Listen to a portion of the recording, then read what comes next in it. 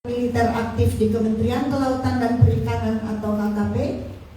Dua contoh itu cerminan praktik duifungsi TNI. Kami menuntut berbagai pelanggaran terhadap Undang-Undang TNI selama ini dievaluasi dan ditertibkan.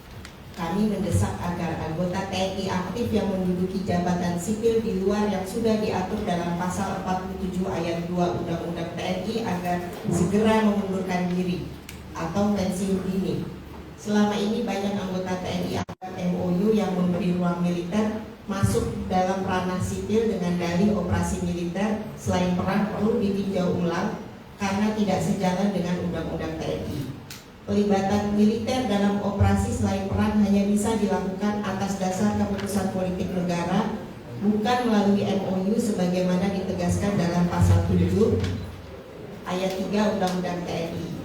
Tidak dibenarkan konstruksi politik hukum RUU TNI untuk menjustifikasi berbagai pelanggaran yang sudah ada.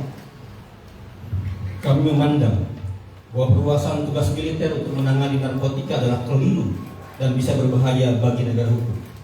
Penanganan masalah narkotika utamanya berada dalam koridor kesehatan. Pandangan hukum yang proporsional bukan perang. Pelibatan TNI dalam mengatasi narkotika akan melanggengkan penggunaan war model. Selama ini model penegakan hukum saja seringkali bermasalah dan tidak proporsional dalam mengatasi narkotika. Apalagi jika menggunakan war model dengan melibatkan militer. Tentu hal ini akan menimbulkan terjadi kekerasan yang berlebihan secara serius. Apa yang terjadi di Filipina pada masa Rodrigo Duterte dalam war model untuk penanganan narkoba adalah contoh yang sangat buruk karena telah mengakibatkan terjadinya pelanggaran HAM berat. Dengan demikian, melibatkan TNI dalam menangani narkoba sebagai diatur dalam RUU TNI akan menempatkan TNI rentan menjadi pelaku pelanggaran HAM berat seperti terjadi dalam kasus penangkapan Duterte di Filipina oleh ICC. Lebih berbahaya lagi, RUU TNI juga hendak merevisi klausul pelibatan militer dalam operasi militer selain perang atau UNSP tanpa perlu persetujuan DPR. TNI ingin operasi militer selain perang cukup diatur dalam peraturan pemerintah.